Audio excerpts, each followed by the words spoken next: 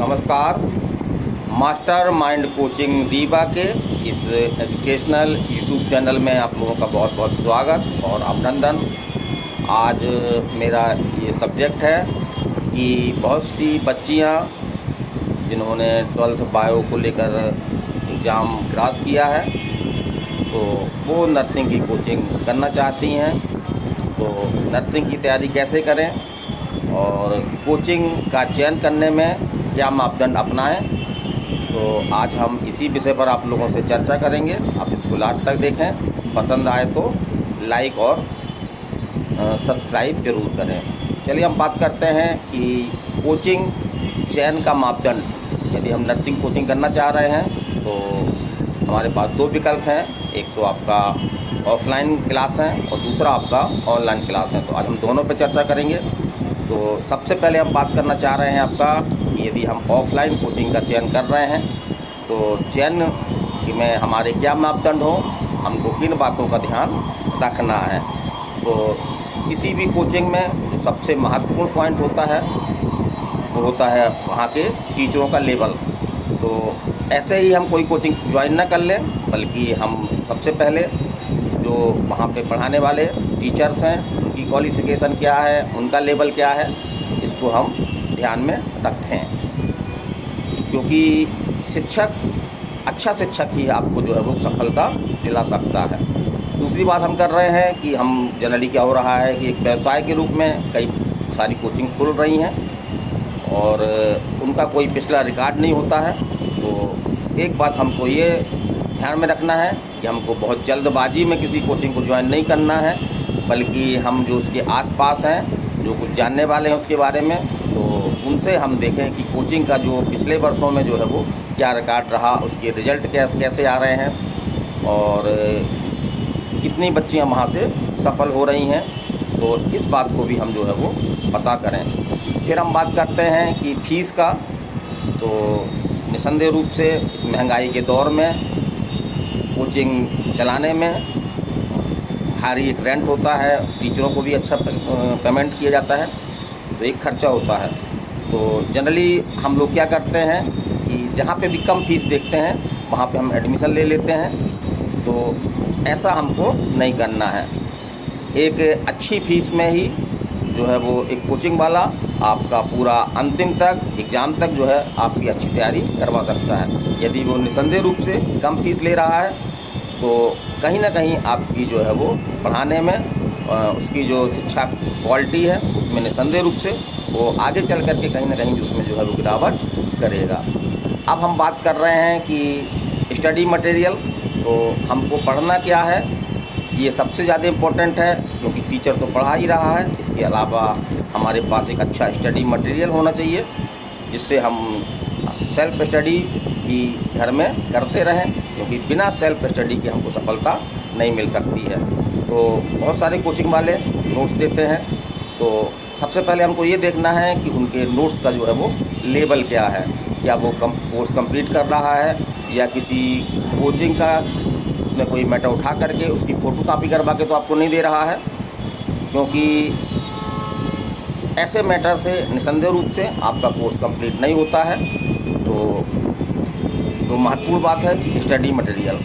फिर एक चीज़ हमको ये देखना है कि क्या वहाँ पे टेस्ट होते हैं कि नहीं होते हैं, क्योंकि टेस्ट के माध्यम से ही बच्चों की पढ़ाई का मूल्यांकन होता है। तो टेस्ट देखना है हमको। और आगे हम बात कर रहे हैं, अब थोड़ी सी हम बात कर रहे हैं ऑनलाइन क्लास की। जनरली ये देखने में आ रहा है कि बहुत सारे ऑनलाइन क्लासें आपकी चला रहे हैं और बहुत न्यूनतम फीस में जो है वो पढ़ाई करवा रहे हैं। तो ऑनलाइन क्लास निसंदेह रूप से एक कोरोना के समय काफ़ी तेज़ी से इनका विकास हुआ है। तो तब तो हमारी ये मजबूरी थी, लेकिन आज हमारी ये मजबूरी नहीं है। तो ऑनलाइन में भी कुछ अच्छी क्लासें हैं, हम ज्वाइन कर सकते हैं, लेकिन बहुत सारी ऐसी क्लासें हैं जो बहुत ही न्यूनतम फीस में ऑनलाइन में हमको एडमिशन दे देते हैं और कंप्लीट भी सिलेबस भी कंप्लीट नहीं करते हैं। और जनरली देखा गया है कि उनके शिक्षक जो है वो क्वालिटी वाले नहीं होते हैं, किसी से भी जो है वो ऑनलाइन क्लास में पढ़वा देते हैं। तो इससे निसंदेह रूप से बच्चों को नुकसान होता है। और ऑफ़लाइन का विकल्प तो ऑनलाइन बिल्कुल नहीं है, क्योंकि ऑफ़लाइन क्लास में बच्चे और टीचर के बीच में जो एक संबंध विकसित होते हैं और एक दूसरे से अपनी कठिनाई व्यक्त करते हैं, जो भी डाउट होते हैं वो तत्काल रूप से क्लियर हो जाते हैं और टीचर के द्वारा निसंदेह रूप से एक मोटिवेशन समय समय पर दिया जाता है। तो ये फ़ायदे हैं। तो ऑनलाइन का विकल्प आप तभी चुनें जब आपके पास कोई मजबूरी है। यदि कोई ऐसी मजबूरी नहीं है, आप ऑफलाइन क्लास जो है वो चुनें और अपनी सफलता को जो है वो नया आयाम दें। अब हम बात कर रहे हैं मास्टरमाइंड कोचिंग रीवा की। तो मास्टरमाइंड कोचिंग रीवा विंध्य प्रदेश में कोई नया नाम नहीं है, काफ़ी वर्षों से, और हम कहें तो ये 30 वर्षों से रीवा में संचालित है और नीट और नर्सिंग जैसे एग्ज़ामों में इसने अच्छी सफलता दी है। इसका आप स्वयं हमारे संस्थान में आकर के मूल्यांकन कर सकते हैं। अब हम बात कर रहे हैं कि जैसा हमने बताया था कि कोचिंग चयन का जो प्रथम मापदंड है वो है आपका शिक्षक का स्तर। तो शिक्षक का स्तर क्या है? तो हमारे और हमारी मास्टरमाइंड कोचिंग में ज़्यादातर शिक्षक जो है वो शिक्षक हैं जिन्होंने नीट जैसा एक कठिन एग्ज़ाम निकाल करके और या तो MBBS कंप्लीट कर लिया है या MBBS कंप्लीट कर रहे हैं। तो इनके पास जो है वो एक योग्यता होती है और ऐसा देखने में आया है। अभी हमने 7 जुलाई से आपका 9 जुलाई के बीच में आपका PNST 2022 का एग्ज़ाम हुआ है और निसंदेह रूप से जो देखने में आ रहा है कि आपके जो टॉपिक हैं उन टॉपिक में जनरली क्वेश्चन तो आ ही रहे हैं, लेकिन काफ़ी मात्रा में क्वेश्चन आपके जो हैं ऐसे क्वेश्चन हैं जो काफ़ी डीपली से पूछे जाते हैं। और अगर टीचर में आपके योग्यता है, कैपेसिटी है, तो निसंदेह रूप से वो आपको डीपली तक जाएगा। तो हमको किसी भी टॉपिक को सरसरी रूप से ऊपर से नहीं पढ़ना है, बल्कि हम उसको जो है डीपली पढ़ें, तभी हम जो है वो उस टॉपिक से क्वेश्चन कर पाएंगे। तो हमारे यहाँ फैकल्टी जो है नीट की है, तो उन्होंने एक नीट जैसा कठिन एग्ज़ाम निकाल के आए हैं। तो निसंदेह रूप से टॉपिक के बारे में, उनको अपने सब्जेक्ट के बारे में काफ़ी डीपली जानकारी होती है और ऐसी जानकारी बच्चों को प्रदान करते हैं। चलिए हम बात कर रहे हैं पिछले वर्षों के परिणाम के बारे में।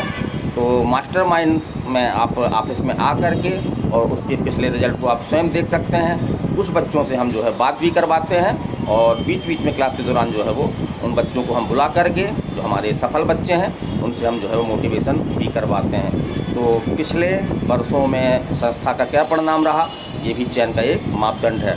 चलिए हम बात करते हैं फीस स्तर की। तो बहुत सारे कोचिंग वाले क्या करते हैं कि अधिक बच्चे इकट्ठे करने के चक्कर में वो फीस काफ़ी कम कर देते हैं।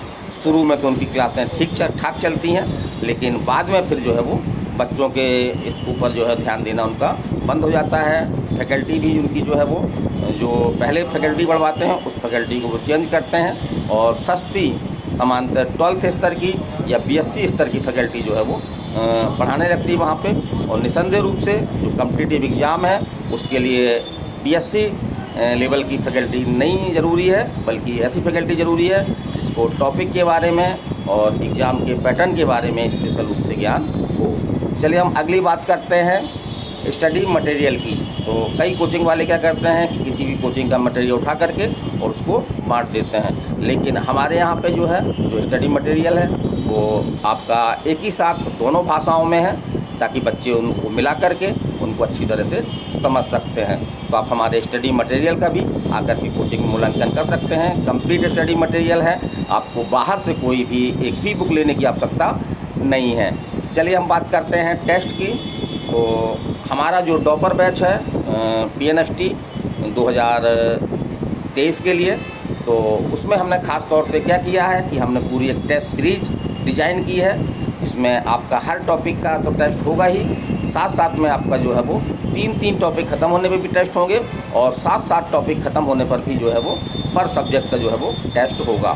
तो लगभग सिलेबस हम लोग एक तरफ से नहीं पढ़ाते हैं, बल्कि हम सिलेबस में क्या करते हैं कि जो इम्पोर्टेंट सिलेबस हैं जहाँ से एग्ज़ाम में ज़्यादा क्वेश्चन आ रहे हैं, पहले हम जो है वो उसको लेकर के चलते हैं। और हमारा ये उद्देश्य रहता है कि हर टॉपिक में हम कोई जल्दबाजी नहीं करते हैं, बल्कि टॉपिक में जहाँ तक डीपली जानकारी आपके एग्ज़ाम के हिसाब से ज़रूरी है वो भी हम बताने का प्रयास करते हैं। तो एक बार आपका वेलकम है, हमारे ऑफिस में आएँ और हम स्वयं आपसे बात करेंगे। हमारे पास जो भी अवेलेबल हैं, सुविधाएँ अवेलेबल हैं, वो हम आपको बताएंगे। तो मास्टरमाइंड कोचिंग द्वारा ऑफलाइन बैच PNST 2023 के लिए स्टार्ट किया गया है।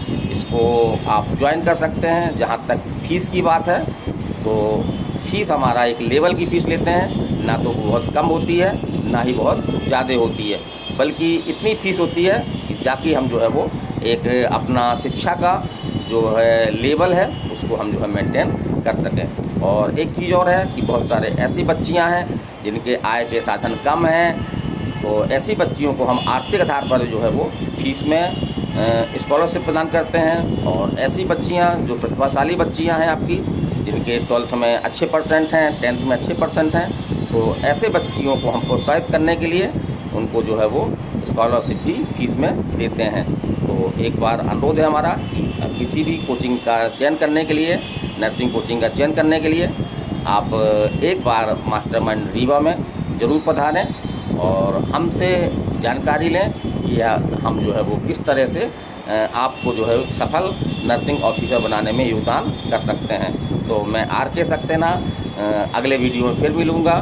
आज मेरा सब्जेक्ट ही था कि नर्सिंग की कोचिंग का चयन जो है वो कैसे करें, वो क्या मापदंड हैं जिनके आधार पर हमको नर्सिंग कोचिंग का चयन करना चाहिए। चलिए अगले वीडियो में फिर मिलते हैं।